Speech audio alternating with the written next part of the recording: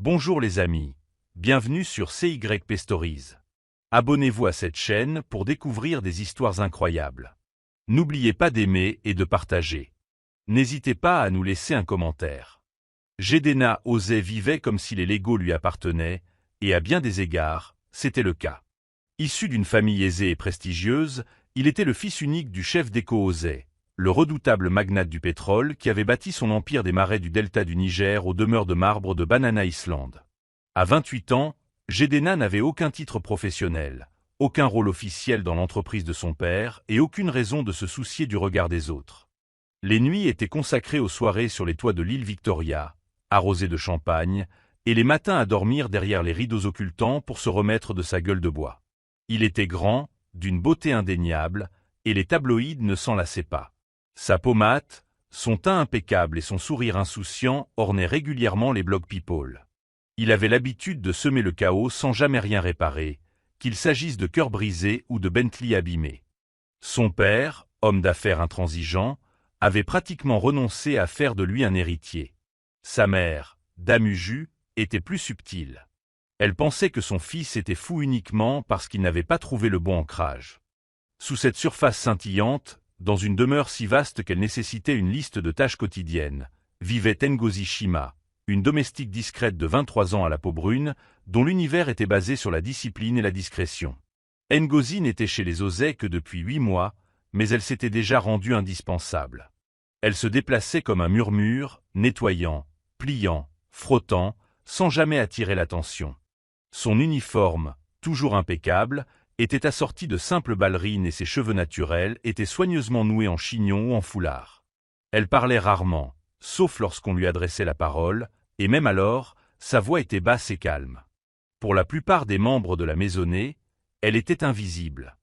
Mais cette invisibilité était son armure. La vie l'avait endurcie. Elle avait perdu son père jeune, abandonné l'université pour s'occuper de sa mère et de ses jeunes frères et sœurs, et accepter les tâches ménagères non pas par plaisir, mais par nécessité.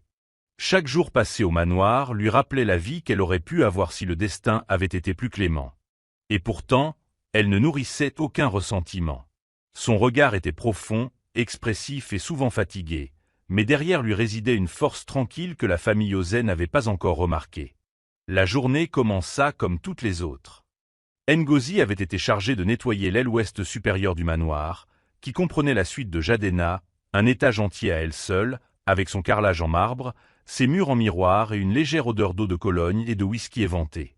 Elle détestait particulièrement nettoyer sa chambre, non pas parce qu'elle était particulièrement sale, mais parce qu'elle avait l'impression d'entrer dans un autre univers, bruyant, imprudent et rempli de choses qu'elle ne pouvait même pas se permettre en rêve.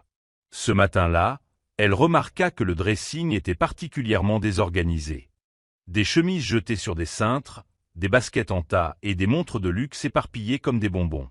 Déterminée à en finir au plus vite, elle entra et tira la lourde porte en bois derrière elle, ignorant qu'elle était conçue pour se fermer automatiquement et se verrouiller de l'extérieur une fois fermée. Elle ne réalisa son erreur qu'en tendant la main vers la poignée et en entendant un clic sonore. La panique la submergea tandis qu'elle tirait, se tordait et frappait à la porte.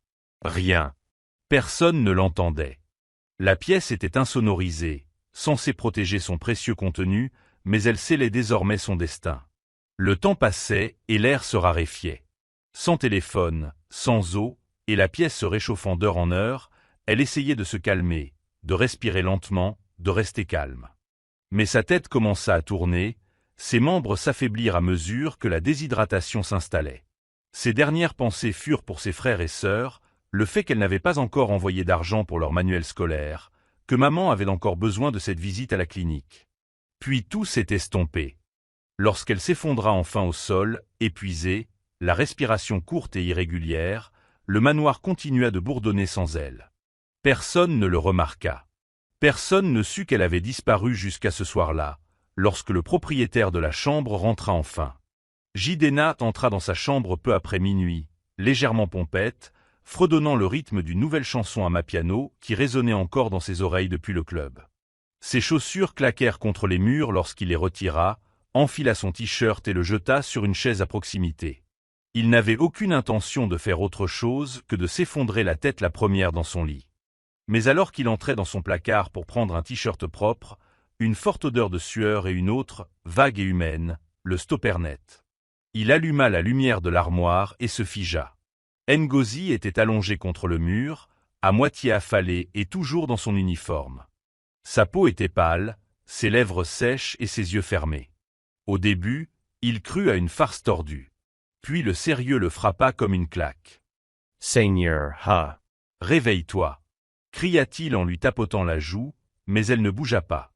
Pris de panique, il la prit dans ses bras, son corps d'une légèreté effrayante, et la porta jusqu'au lit, hurlant à l'aide dans le couloir. Un gardien de nuit accourut, suivi de l'infirmière du domaine. On lui agita du sel sous le nez, on lui pressa de l'eau fraîche contre les lèvres, mais il lui fallut près de 20 minutes avant de se réveiller. Ses yeux s'ouvrirent lentement et, l'espace d'un instant, elle aperçut son visage au-dessus d'elle, inquiet et confus. « Tu étais là toute la journée ?» demanda-t-il, plus pour lui que pour elle. Elle ne pouvait pas parler, elle clignait des yeux, hébétée et gênée. Tandis que l'infirmière l'aidait à s'asseoir, Jidenna restait à distance, observant. Il ne comprenait pas la boule qui se formait dans son estomac, ni pourquoi il restait là si longtemps après qu'elle soit guérie. Quelque chose en elle, petite, fragile, mais digne, persistait dans ses pensées, même lorsqu'il s'effondra enfin sur son canapé ce soir-là. Le lendemain matin, Jidenna se réveilla tard, mais sa routine avait perdu son rythme habituel. Il se dirigea vers la cuisine, ignora sa gueule de bois et se servit un café noir, sans whisky. Cela suffisait à surprendre le personnel de cuisine. Il ne parlait pas beaucoup, mais scrutait les visages des servantes. Ngozi n'était pas parmi elles. « La fille d'hier soir ?» demanda-t-il d'un ton décontracté mais ferme. « Elle va bien, non ?» La gouvernante plus âgée hocha vivement la tête, surprise par son ton. « Elle se repose. » Consigne des infirmières. « Dehydratation. » Jidenna hocha lentement la tête et partit sans un mot. Mais pour la première fois depuis longtemps, il ne pensait plus aux fêtes, à Instagram ou aux montres de luxe. Ses pensées revenaient sans cesse à la fille dans l'armoire. Comment personne n'avait-il remarqué son absence? Comment une personne aussi petite pouvait-elle passer inaperçue dans une maison pleine de monde? Pendant ce temps, Ngozi gisait dans les quartiers du personnel, le corps endolori et l'orgueil meurtri. Elle aurait aimé que le sol s'ouvre et l'engloutisse. Les autres servantes chuchotaient à son sujet, spéculant sur ce qui s'était passé et sur ce que Jidenna avait fait. Certaines plaisantaient même sur son évanouissement juste pour attirer son attention. Elle garda le silence. Cet après-midi-là, alors qu'elle remontait dans le couloir pour reprendre ses occupations, elle tourna au coin d'une rue et il était là. Il s'arrêta, la fixant, ne sachant que dire. « Ça va ?» demanda-t-il doucement. Elle hocha vivement la tête, les yeux détournés. « Merci, monsieur. » Et elle s'éloigna. Jidenna resta là, confus et légèrement agacé. Il n'avait pas l'habitude d'être repoussé. La plupart des femmes s'accrochaient à lui ou le flattaient. Mais elle, disparut dans le couloir. Ce soir-là, il se retrouva à attendre près de la fenêtre, regardant passer le personnel, se demandant si elle lui jetterait un coup d'œil. Elle ne l'a jamais fait. Lady Ujuose était une femme qui remarquait tout. Elle remarquait quand son mari prenait une minute de plus pour répondre à sa question ou quand sa fille supprimait rapidement des messages pendant le dîner. Et voilà qu'elle remarqua que son fils, le même Jidenna qui se vantait autrefois de ne jamais se réveiller avant midi, débarquait soudain dans la salle de petit déjeuner, réclamant des toasts et du café. Seule. Elle n'avait rien dit le premier jour. Ou le deuxième. Mais au troisième, lorsqu'elle le vit s'approcher lentement du couloir arrière, scrutant du regard les mouvements du personnel, elle prit une note mentale. Plus tard dans la journée, elle appela Ngozi. « Ma chérie, » dit-elle avec son sourire chaleureux et stratégique. J'ai entendu parler du petit incident dans la chambre de Jidenna. J'espère que tu te rétablis bien.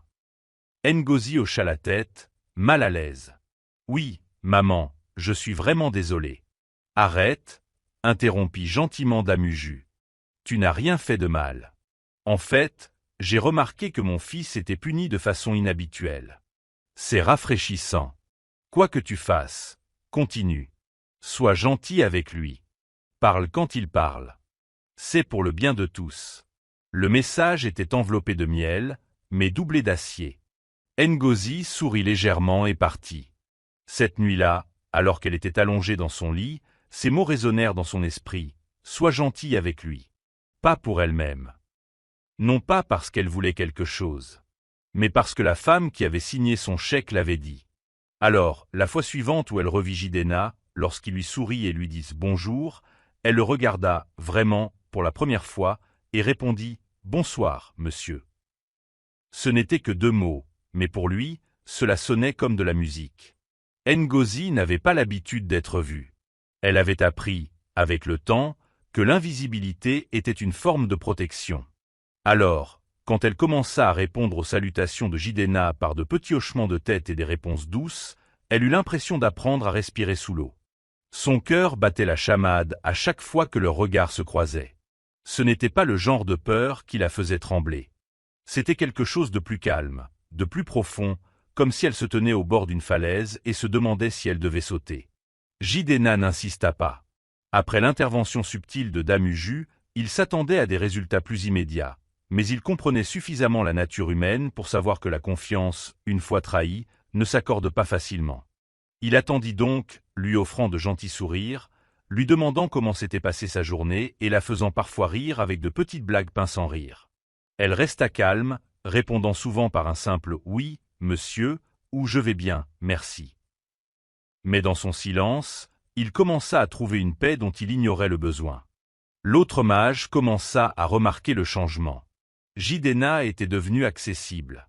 Il portait toujours des mocassins coûteux et dégageait un air de privilège intouchable, mais son regard ne le traversait plus. Il commença à passer plus de temps au manoir, moins intéressé par les fêtes qui vidaient le portefeuille et la patience de son père. Il demandait où Ngozi travaillait ce jour-là, faisant semblant de passer par hasard dans ses zones de nettoyage. De temps en temps, il apportait son ordinateur portable et s'asseyait dans le salon pendant qu'elle époussetait à proximité, jetant des coups d'œil furtifs à l'écran. Pour Ngozi, ces moments étaient compliqués. Elle se rappelait chaque jour de ne pas se laisser emporter par les illusions. Mais son calme la déstabilisait. Il n'était plus la silhouette bruyante et chaotique qu'elle évitait autrefois. Quelque chose était en train de changer, et dangereusement, elle aussi. C'était un samedi matin calme que leur première vraie conversation eut lieu. Ngozi venait de finir d'épousseter les étagères de la bibliothèque lorsqu'elle se retourna et trouva Jidenna debout avec 2 tasses de thé. « De la camomille » dit-il avec un léger sourire. « Je ne sais pas si tu aimes ça, mais c'est ce que je bois quand j'essaie de ne pas être un désordre. » Elle hésita, puis accepta. Ils s'assirent chacun de leur côté du canapé, le silence pesant mais pas gênant. Il lui demanda des nouvelles de sa famille, combien elle avait de frères et sœurs, de quelle ville elle venait. Elle répondit honnêtement mais prudemment, ne donnant jamais plus que nécessaire. Elle parla de Nsuka, de son défunt père, professeur de littérature, et de son désir de devenir enseignante avant l'effondrement du monde. Pour la première fois, Jidenna entendit quelque chose qui ne tournait pas autour du luxe ou du statut social. Sa voix était douce mais assurée, et ses mots décrivaient une vie bien loin du privilège qu'il connaissait. Jidenna se confia également, même si cela le surprit lui-même. Il parla de son enfance, de la façon dont il avait tout, mais voyait rarement son père. Comment sa mère organisait des galas de charité, mais ne le prenait jamais dans ses bras, sauf en présence d'invités. Comment il avait un jour tenté de s'enfuir chez Josh juste pour voir s'il le remarquerait. Il l'avait remarqué, dit-il en riant, mais seulement après que le chauffeur eut signalé ma disparition. Ngozi le regarda, une lueur de sympathie dans les yeux, mais elle ne dit rien. Elle laissa le silence s'éterniser, et Jidenna en fut reconnaissante. Aucun jugement. Aucune pitié. Juste une présence. C'était le début de quelque chose qu'aucun d'eux ne pouvait nommer, mais qu'ils protégeaient instinctivement. L'atmosphère du manoir Osei commença à changer de façon intangible. La routine de Jidenna n'était plus dictée par des soirées tardives ou des voyages impulsifs. Il commença à prendre ses repas à la maison, à parler poliment au personnel et même à aider sa mère à organiser une collecte de fonds, même s'il levait les yeux au ciel tout le temps. Le chef d'Ak remarqua les changements. Un soir, il demanda à Dame Uju « Qu'est-ce qui lui prend ?» Elle se contenta de sourire dans son verre de vin et dit « Peut-être qu'il grandit enfin. » Mais la vérité, crue et indéniable, se dissimulait entre Jidenna et Ngozi. Chaque échange discret, chaque regard échangé, transformait sa perception de lui-même. Il ne déambulait plus dans la maison tel un prince couronné. Il s'attarda dans les entrées, écouta davantage et rit avec les gardes à l'entrée. Tout le monde n'était pas content. Le personnel commença à chuchoter. La cuisinière, Mama Agnès, murmura à l'une des gouvernantes les plus âgées, le charme de Shigoyu. Regard. Certaines servantes s'éloignèrent de Ngozi, craignant sa soudaine proximité avec le pouvoir. Mais Ngozi était trop préoccupée par le respect des limites pour nourrir des fantasmes. Elle ne restait jamais dans une pièce plus longtemps que nécessaire et prenait soin de ne plus accepter de boissons de Jidena. Pourtant, l'intimité émotionnelle grandissait progressivement, tacite mais présente. Adiz, observant la scène depuis la marge, était de plus en plus irritée. Elle avait toujours imaginé sa meilleure amie Chioma, une fille riche comme elle à la vie parfaite sur Instagram, épouser son frère. Elle voyait Ngozi comme une intruse, une fille ordinaire n'ayant rien à offrir, si ce n'est sa modestie et un passé vierge. Mais à mesure que Jidena retrouvait ses esprits, son humanité, Adiz réalisa quelque chose de troublant.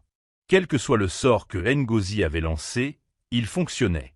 La cuisine avait toujours été le refuge de Ngozi. C'était là qu'elle pouvait se déplacer librement, plaisanter doucement avec les cuisiniers plus âgés et oublier, l'espace d'un instant, les regards qui la suivaient. Mais maintenant, Jidena avait commencé à venir. Il s'appuyait sur le comptoir de marbre comme s'il était le maître des lieux, ce qui était techniquement le cas, et demandait au chef de lui apprendre à faire des toasts ou à remuer une soupe au poivre. C'était un spectacle ridicule, ses chemises de créateur retroussées, ignorant les bases de la cuisine, mais cela fit rire Ngozi, sincèrement, pour la première fois depuis des semaines. On met l'ajari avant les écrevisses, le corrigea-t-elle un jour, incapable de se retenir. C'est comme ça que ça fait ressortir la saveur. Il leva les yeux vers elle, comme si elle lui avait révélé le secret de la vie. « Tu vois pourquoi j'ai besoin de toi, » dit-il, et elle se retourna vivement, troublée. Ces moments devinrent des rituels. Les fins d'après-midi dans la cuisine devenaient leur point de rencontre officieux. Ils s'asseyaient au bord du comptoir, sirotant des boissons sans alcool, leur plaisanterie étant douce mais de plus en plus personnelle. Il lui demandait quels étaient ses livres préférés, et elle lui prêtait un roman déchiré que son père adorait autrefois. Il ne le rendit jamais, prétendant qu'il était encore en train de le lire, bien qu'il eût terminé en 2 jours. Parfois, leurs mains se frôlaient. Rien de plus. Mais chaque petit geste avait du poids. Ngozi restait sur ses gardes, mais sa façon de rire avec lui, l'aisance dans son regard lorsqu'il parlait, ce n'était plus du déni. Elle se souciait de lui. Mais elle craignait aussi que cette sollicitude ne lui coûte tout. C'est Dame Uju qui, sans le savoir, leur en a donné l'occasion. Elle a approuvé la demande de congé de Ngozi, et Jidena l'a entendu. Ce matin-là, il s'est présenté en jean déchiré, chemise unie et lunettes de soleil sombre. « Viens avec moi », a-t-il dit sans préambule. Pas de manoir. Pas de titre. Juste des vibrations. Ngozi hésita, mais quelque chose dans son sourire la désarma. Ils prirent un taxi classique, sans chauffeur ni Range Rover, et passèrent l'après-midi à explorer Lagos comme 2 inconnus n'ayant rien à perdre. Ils allèrent à Freedom Park, flânèrent parmi les étals d'art et mangèrent du maïs grillé au bord de la route. Elle lui raconta sa passion d'enfance pour le dessin, et il l'entraîna dans une galerie d'art à Aqua. C'était étrange et surréaliste d'être avec quelqu'un qui avait tout, mais qui se comportait comme s'il ne possédait rien. Le soir, ils se retrouvèrent sur une petite jetée, à regarder le soleil plonger dans le lagon. Un silence s'installa entre eux, mais il n'était plus gênant, il était profond. Il la regarda vraiment, et dit « Je n'aurais jamais cru pouvoir ressentir, voir. » Elle détourna le visage en clignant rapidement des yeux. « Ne complique pas les choses, » murmura-t-elle. Mais c'était déjà le cas. De retour au manoir, le monde reprit son rythme, mais quelque chose avait changé en eux. Plus de déclarations, plus de caresses, plus de baisers. Juste des vérités non dites qui mijotaient sous la surface. Et pourtant, Ngozi ne pouvait s'empêcher de se demander « Qu'arrive-t-il à une fille comme elle lorsqu'un garçon comme lui commence à la prendre au sérieux ?» Pour la première fois depuis des années, Jidena commença à ressentir une certaine sérénité émotionnelle, comme s'il se réveillait après une longue nuit trouble de bruit et d'engourdissement. Le silence qu'il partageait avec Ngozi dans les jardins, à l'ombre des amandiers, était plus réconfortant que les applaudissements des fêtards ou des groupies en délire. Il se surprit à écouter davantage et à parler moins, intrigué par la douceur avec laquelle elle exprimait sa vision du monde, par la façon dont elle privilégiait le sens et la stabilité plutôt que le luxe et l'aventure. Un soir, alors qu'ils étaient assis à regarder les lumières du jardin s'allumer, il avoua la part de lui-même qu'il laissait rarement émerger. Il s'était toujours senti comme un remplaçant dans l'héritage de son père, le garçon que tout le monde présumait voué à l'échec. Ngozi l'écouta en silence, non pas avec pitié, mais avec présence. Rien que ça lui fit du bien. « Tu n'as pas l'air d'un raté, » dit-elle doucement, et Jidenna sentit cette vérité s'installer au plus profond de sa poitrine comme un baume chaud. À sa manière, Ngozi aussi changeait. Même si elle maintenait ses limites, ses murs n'étaient plus aussi solides. Elle riait plus librement en sa présence, ses pas s'allégeant dans le couloir dès qu'elle entendait sa voix. La nuit, elle restait éveillée, se demandant pourquoi quelqu'un comme Jidenna, riche, sûr de lui, qui se sentait privilégié, s'intéressait à quelqu'un comme elle. Elle se rappelait constamment sa position, la hiérarchie qu'elle n'avait aucun droit de perturber. Mais Jidenna n'était pas seulement attiré par sa beauté ou son énergie sereine, il était attiré par la façon dont elle le faisait se sentir authentique, digne de plus que son dernier scandale. Il recommença à écrire dans un vieux journal relié en cuir, des idées de start-ups énergétiques communautaires et des innovations qu'il avait autrefois abandonnées. Ngozi n'en avait aucune idée, mais sa présence avait ravivé en lui quelque chose de sacré. Le désir d'être important, d'être utile, d'aimer quelqu'un sans le bruit de la richesse comme tampon. Hadiz fut la première à ressentir le changement. Son frère disparaissait, mais pas avec l'insouciance et la publicité des tabloïds à laquelle elle était habituée. Il s'évanouissait dans le calme, devenant un inconnu. Plus elle les regardait, lui et Ngozi, échangeaient des regards furtifs à travers le couloir, ou s'éclipsaient dans des conversations privées, plus elle s'irritait. Hadiz avait longtemps imaginé que sa meilleure amie, Chioma, épouserait Jidenna, un mariage élégant et mondain qui plairait aux deux familles et rehausserait leur cercle social. Mais maintenant, une servante aux mains calleuses et au nom de famille indéchiffrable menaçait ce rêve. Un après-midi, Hadiz coinça Ngozi près de la buanderie. « Je ne sais pas quelle sorte tu lances, mais reste à ta place » murmura-t-elle, les yeux flamboyants. Ngozi ne répondit pas. Elle s'inclina légèrement et s'éloigna, mais ses mains tremblèrent tout l'après-midi. La peur était revenue, et avec elle, le doute. Jidenna, cependant, restait inconscient de la tension grandissante. Ou peut-être ne voulait-il pas la voir. Il continua à chercher Ngozi, se rapprochant de la ligne qu'aucun d'eux n'osait franchir. Un soir, il la trouva en train de nettoyer le hall et insista pour la raccompagner au quartier du personnel. « Je sais que les gens nous regardent, » dit-il à voix basse. « Mais je m'en fiche. » Ngozi s'arrêta et se tourna vers lui. « Tu devrais t'en soucier. Tu ne vis pas dans le même monde que moi, » répondit-elle. Ses paroles la blessèrent, mais elles étaient vraies. Jidenna, malgré son charme et son apparent changement, évoluait toujours librement dans un monde qui pouvait la dévorer au moindre faux pas. Malgré l'avertissement, elle le laissa marcher à ses côtés.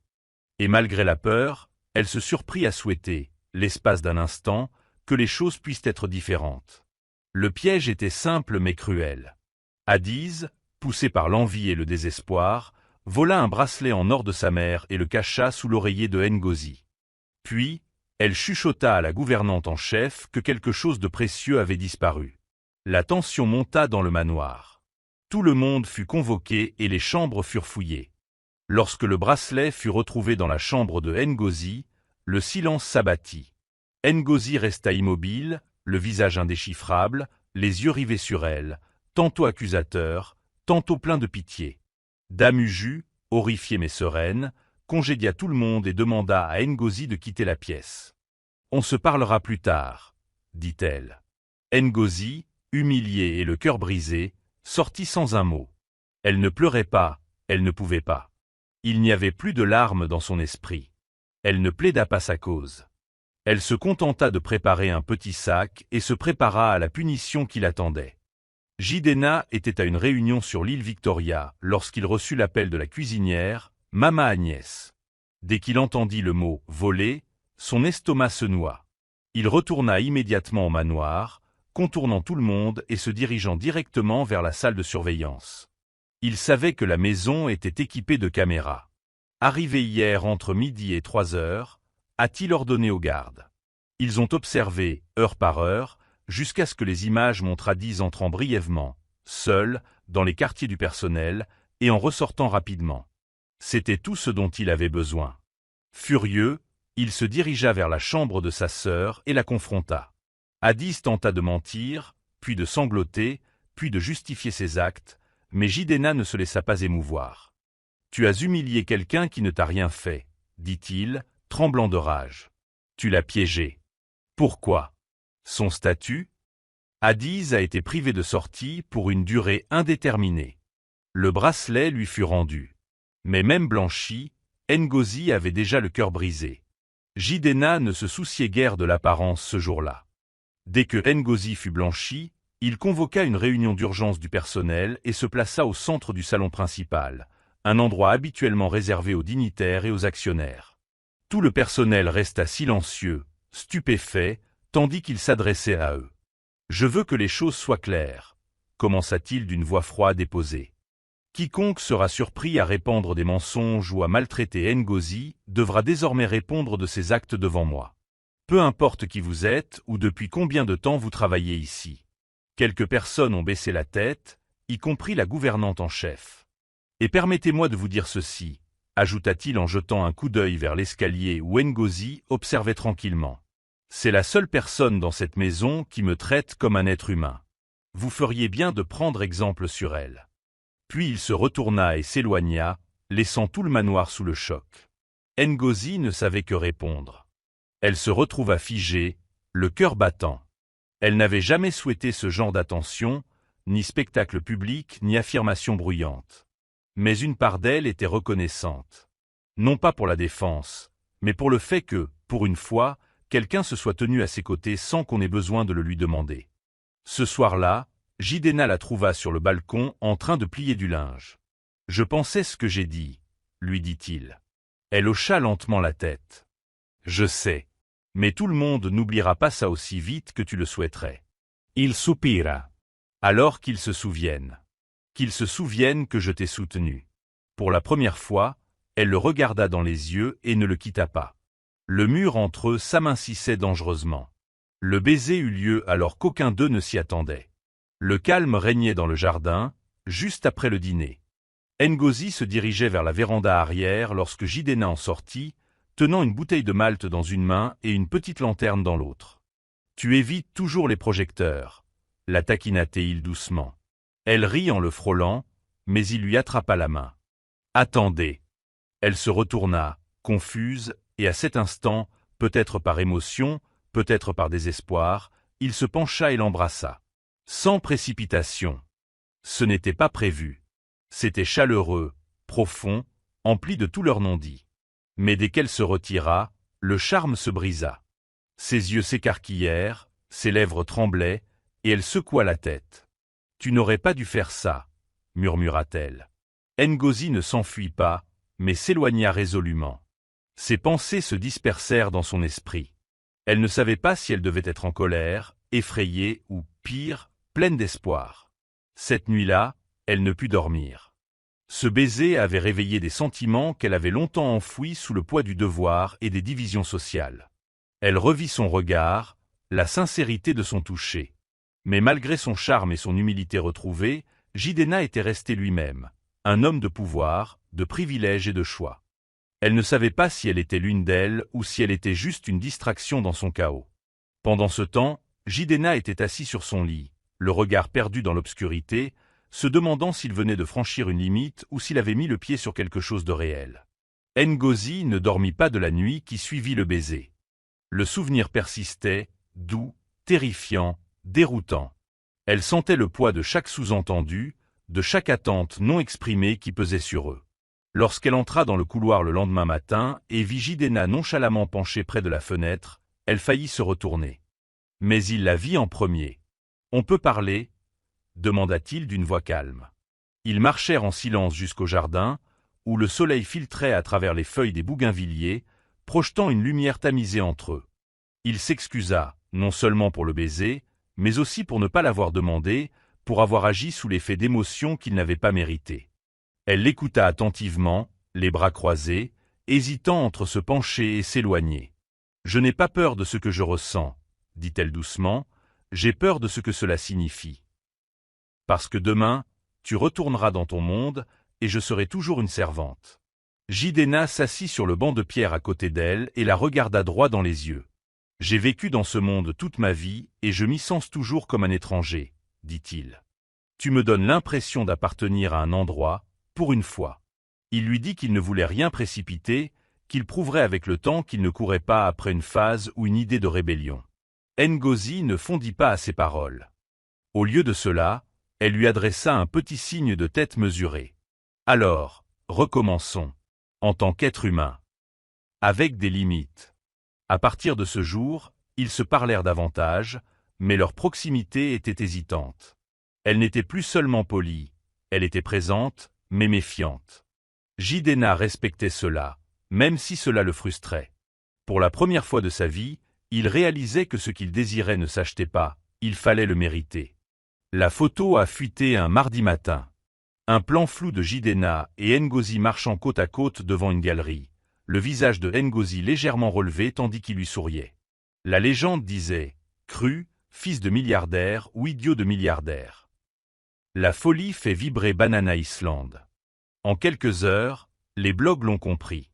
Les chaînes de potins ont été créées. Les mèmes ont fait leur apparition.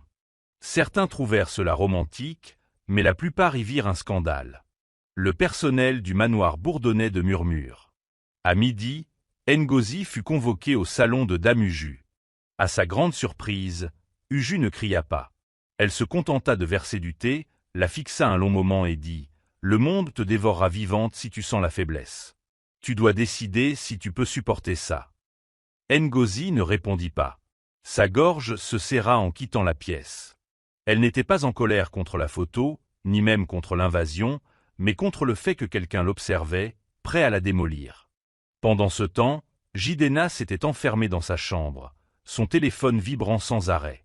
Des textos de vieux amis, de contacts professionnels, et même d'anciennes aventures se moquaient de lui ou le mettaient en garde contre un suicide professionnel. Il ne répondait presque pas. Quand son père a appelé, il a eu un appel bref et froid. « Viens me voir ce week-end. » Mais il savait que le véritable test allait arriver. Ngozi n'était pas sorti de sa chambre de la journée. Ce soir-là, il resta dehors, hésitant avant de frapper. Lorsqu'elle ouvrit enfin, ses yeux étaient rouges mais fixes. « Je n'ai pas cherché ça, » dit-elle simplement. « J'étais contente d'être invisible. » Jidenna hocha la tête. « Et je ne te demande pas d'être visible pour moi.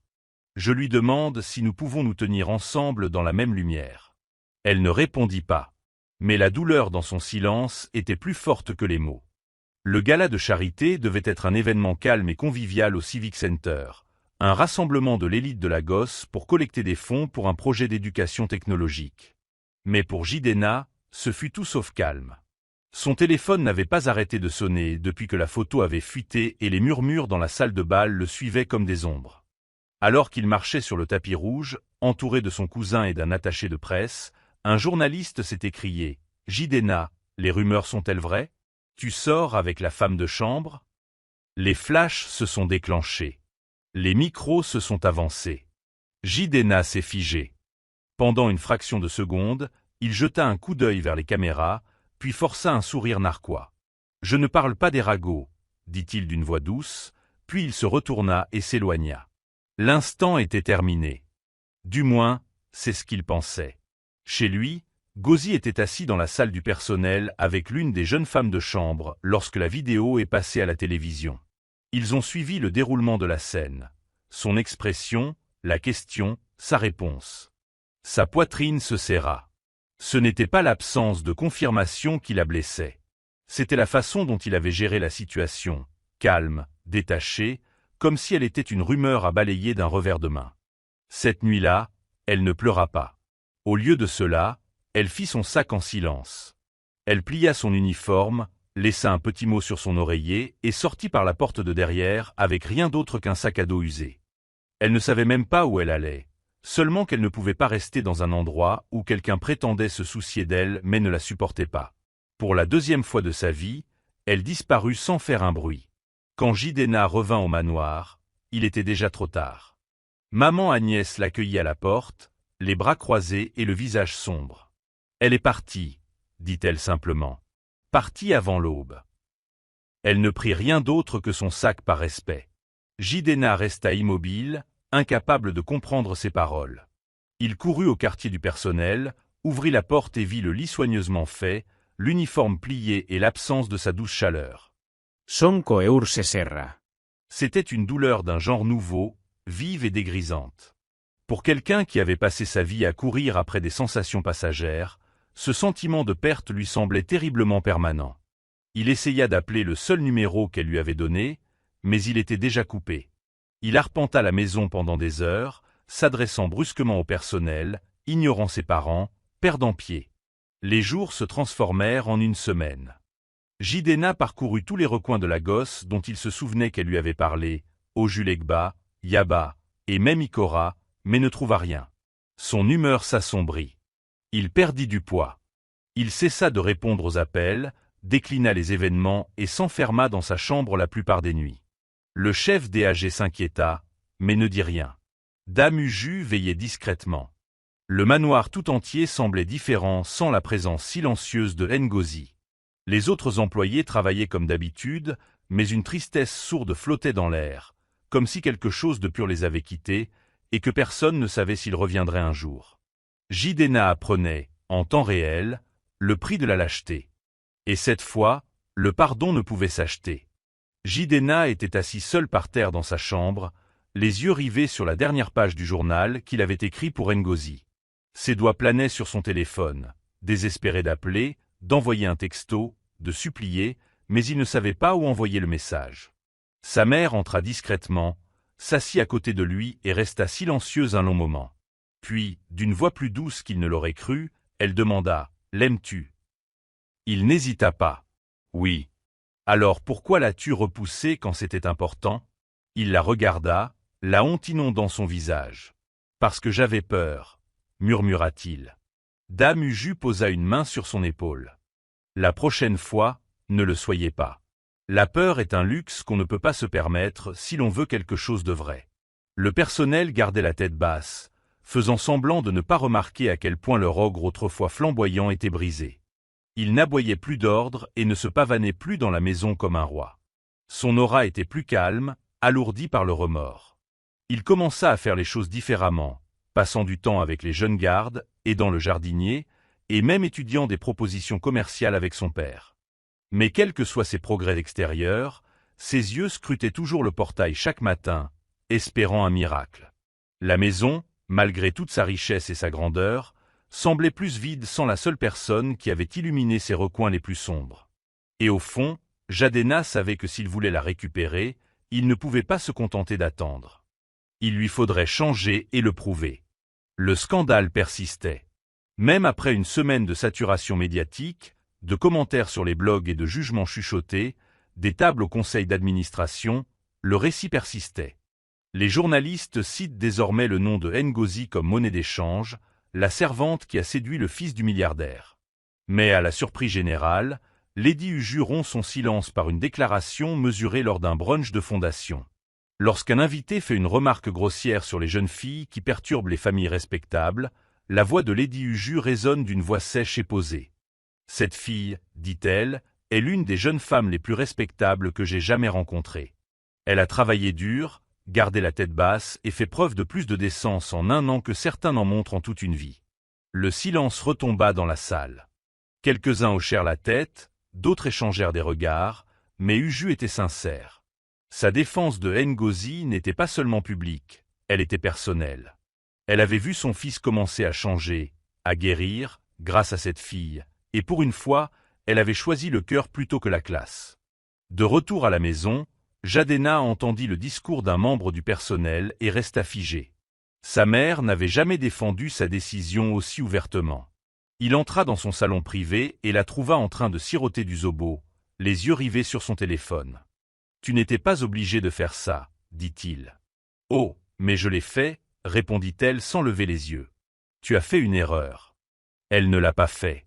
Et il fallait bien que quelqu'un le dise. Elle marqua une pause, puis ajouta, « Qu'on le sache ou non, elle était la seule chose qui nous rattache à notre meilleur moi. » Jadena ne dit rien. Il s'assit simplement à côté d'elle, silencieux, humble et plus douloureux que jamais. Ngozi partit, la maison était intacte, mais vide d'esprit. Le silence qu'elle laissait derrière elle était devenu assourdissant. Le chef Dick convoquait rarement son fils pour des conversations privées.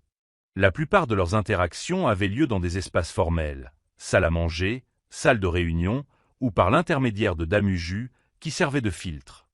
Mais ce matin-là, il appela Jadena dans son bureau et ferma la porte. La pièce sentait l'acajou et le cuir vieilli, tapissé de portraits et de prix de l'industrie pétrolière. « Assieds-toi » dit le vieil homme d'une voix basse et indéchiffrable. Jadena obéit, nerveuse mais déterminée à ne pas broncher. Le chef Dick le fixa un long moment avant de lui demander « L'aimes-tu » Son ton était dépourvu de jugement, juste une curiosité calme et pénétrante. Jadena déglutit et hocha la tête. « Oui, monsieur, je le sais. » Le vieux osait se pencha en arrière, croisa les bras et soupira. « Alors pourquoi l'as-tu laissé partir ?» Le silence s'étendit entre eux comme un gouffre. Jadena avait du mal à trouver les mots. « J'avais peur de ce que cela signifierait. De la façon dont le monde me verrait.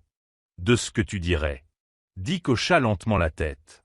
Et est-ce que tout cela avait de l'importance après son départ? La question fut plus blessante que prévu. Jadena baissa les yeux, honteuse. Dick, le chef, se leva et se dirigea vers la fenêtre, le dos tourné. « On t'a tout donné, mon fils, l'argent, les opportunités, un nom. Mais c'est la première fois que je te vois te battre pour quelque chose qui fait de toi un être humain. » Il se retourna pour lui faire face. « Alors bats-toi. Pas avec bruit ni rébellion. Combattez avec clarté et dignité. Prenez votre décision et vivez avec elle. Mais ne laisse pas la peur te transformer en lâche une seconde fois. » Jadena hocha la tête, les yeux humides. La leçon ne portait pas seulement sur l'amour, mais sur la transformation en homme. Hadiz s'était toujours considérée comme intouchable et osait, une reine en devenir. Elle avait toujours cru pouvoir manipuler le monde en coulisses, sans jamais imaginer que ses actions puissent causer un réel tort. Mais en voyant sa mère défendre Ngozi et en entendant son père parler de dignité et de caractère, quelque chose changea en elle. Pour la première fois, elle commença à réfléchir à ce qu'elle avait fait, non seulement au piège qu'elle avait tendu, mais aussi à la cruauté désinvolte avec laquelle elle avait humilié quelqu'un qui n'avait rien fait d'autre que survivre. Ce soir-là, elle se tenait devant l'ancienne chambre de Ngozi, le silence lancinant. Les autres servantes ne la regardaient plus avec la même révérence. Le respect avait disparu. Et au fond d'elle-même, elle savait qu'elle devait faire la paix avec elle-même. Elle s'approcha de la chambre de sa mère avec hésitation, ne sachant que dire. Damuju, toujours perspicace, haussa un sourcil à l'entrée de sa fille. « On dirait que tu as avalé un cactus, » dit-elle sèchement. Hadiz recana faiblement. J'avais tort. À propos de Ngozi. À propos de tout. Uju ne répondit pas immédiatement. Elle hocha simplement la tête, puis se leva et la serra fort dans ses bras, un geste rare entre elles. « Le premier pas pour devenir une femme, » murmura-t-elle, « c'est d'admettre qu'on s'est comporté comme une enfant. » Hadiz quitta la pièce en silence ce soir-là et resta assise sur son balcon pendant des heures, ressassant chaque mot insignifiant qu'elle avait lancé à Ngozi. Elle ignorait si elle pourrait un jour s'excuser en face. Mais elle se jura en silence que si Ngozi revenait un jour, elle ne la chasserait plus jamais. Jadena n'avait plus besoin de personne pour le pousser. Il se levait plus tôt, mangeait mieux, lisait davantage et commençait à assister aux réunions d'affaires de son père, non pas parce qu'il avait quelque chose à prouver, mais parce qu'il voulait devenir quelqu'un dont Ngozi pourrait être fier. Le poids de son absence lui a appris des choses qu'aucune école privée ni aucun tuteur en commerce ne pourrait jamais apprendre. Il a de nouveau consulté les registres de sécurité, appelé tous les contacts imaginables, et même envoyé un don anonyme à une ONG de femmes qu'elle avait un jour admirée, espérant qu'elle refait surface. Mais ce n'est que lorsqu'il a retrouvé son vieux carnet, coincé entre deux romans, dans la bibliothèque du manoir, que tout a pris forme. À l'intérieur, elle avait écrit des choses simples, des prières, des listes de choses à faire, et une phrase répétée sans cesse, « Ne te contente pas de rien, ne disparais pas, n'oublie pas qui tu es. » Ce soir-là, assis par terre, carnet à la main, il se dit la vérité. Il l'avait aimé égoïstement. Il l'avait aimé en secret. Il l'avait aimé avec peur. Mais maintenant, il devait l'aimer avec courage. Ce soir-là, il entra dans la chambre de ses parents, se plaça entre eux et dit « J'ai pris ma décision. Je l'aime. Et je vais la retrouver, non pas pour implorer sa pitié, mais pour prouver qu'elle compte plus que tout ce que j'ai jamais hérité. » Son père hocha lentement la tête, approbateur.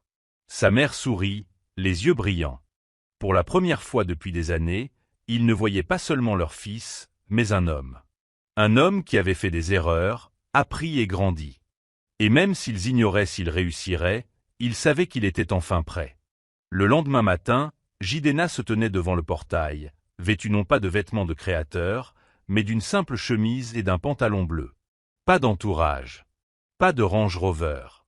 Juste une précision. Le chef d'Ak et d'Amuju se tenait à ses côtés, l'observant en silence. Sa mère posa une main sur son bras. « Si tu la veux vraiment, dit-elle, vas-y et fais ce qui est juste. Pas ce qui nous plaît. Pas ce qui protège ton image. Ce qui est bon pour ton cœur. » Son père, toujours pragmatique, ajoutait « Tu en subiras les conséquences, mais si elle en vaut la peine, assume-les. » C'est ainsi que les hommes assument leurs choix. Jidenna hocha la tête, le souffle coupé. Il n'avait aucune idée de ce qu'il dirait à Ngozi quand il la retrouverait. Pas de scénario. Aucun plan astucieux. Que la vérité.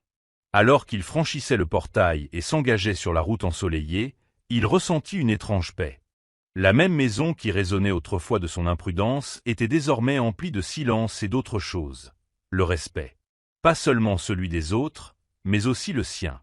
L'incident vestimentaire, autrefois une simple erreur d'inattention, était désormais le moment où tout basculait. Ce n'était pas une question de scandale, d'amour, ni même de division sociale. Il s'agissait de savoir qui on choisissait d'être quand personne d'autre ne regardait. Et enfin, pour la première fois de sa vie, Jidenna osait était prêt à être vu. Non pas en tant que fils de milliardaire, mais en tant qu'homme qui a choisi l'amour et a eu le courage de se battre pour lui. Merci d'avoir regardé. Dites-nous ce que vous avez aimé dans cette histoire. N'oubliez pas d'aimer et de vous abonner. Activez également les notifications de publication pour recevoir les nouvelles histoires.